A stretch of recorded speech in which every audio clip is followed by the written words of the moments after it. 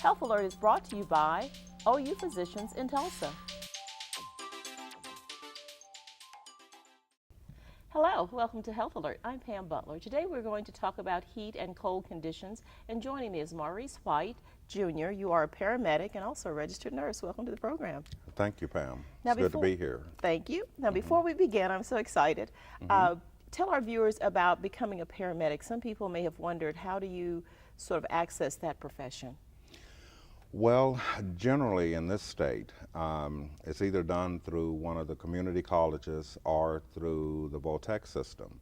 And one of the best programs in this state, in this part of the state, is through Cherokee Nation Education Training Division of their Emergency Medical Service. And generally it takes about approximately 1 year to complete the training, which includes classroom work, clinicals, and then rides with trained, experienced paramedics in order to better hone the skills you've learned in the classroom setting. Okay, and I do want to mention that you work with Creek Nation Emergency Services. That is correct. And since this program is one that is statewide and is also on the web, for people that might be interested in other areas outside of Oklahoma, would they check into their local community colleges to see what courses may be offered for paramedic? How would they know how to access this? Yes, a good start would be with the community colleges. And a lot of the prerequisites that you would need, such as anatomy, physiology, microbiology for the paramedic course, you can obtain those at any college. Okay. But more and more now, the community colleges are offering paramedic courses. So that would be the best place to start, or one of the best places. And you can access at nremt.org. That's the National Registry of Emergency Medical Technicians.org.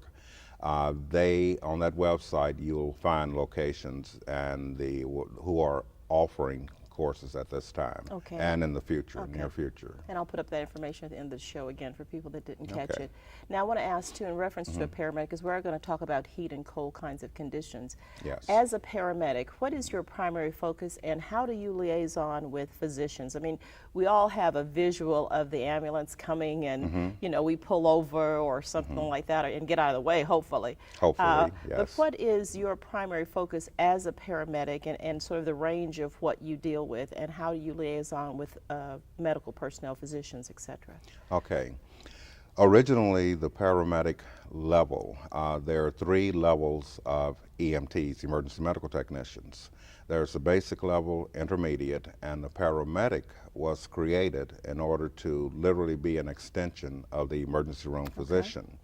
We're sometimes thought of as the eyes, ears, and hands of the physician.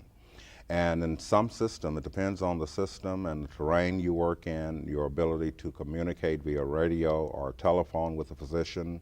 But we generally work from protocols, set protocols.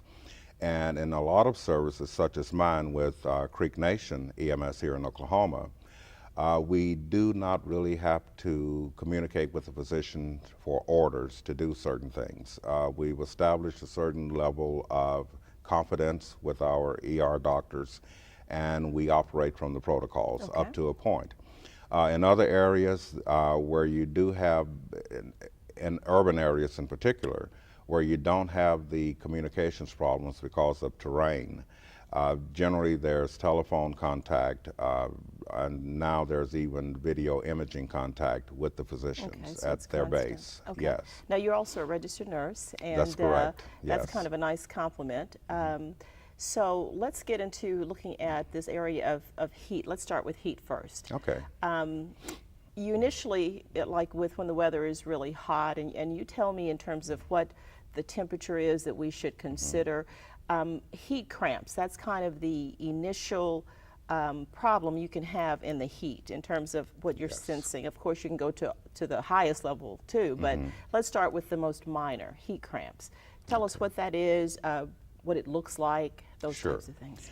Well, basically, heat cramps would be, the heat cramps are the first disorder along the continuum, as you stated, up to heat stroke. Now, All of this is overshadowed by the fact that the body is a marvelous mechanism. It tries to regulate and keep things in a steady state that is referred to as homeostasis. Okay. The hypothalamus generally regulates the temperature of the blood. As the blood flows through the veins, it passes through by the hypothalamus at the base of the brain.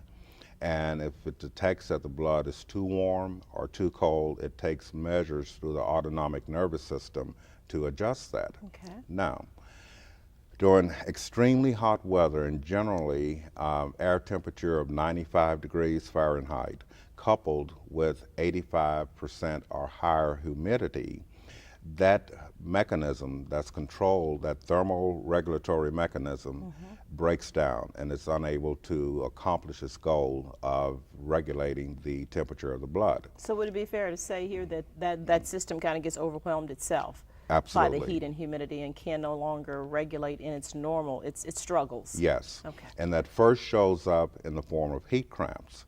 And these are spasmodic cramps that generally impact the larger muscles, such as the legs, the calf muscles, arm muscles, generally those muscles that we use to do the most work.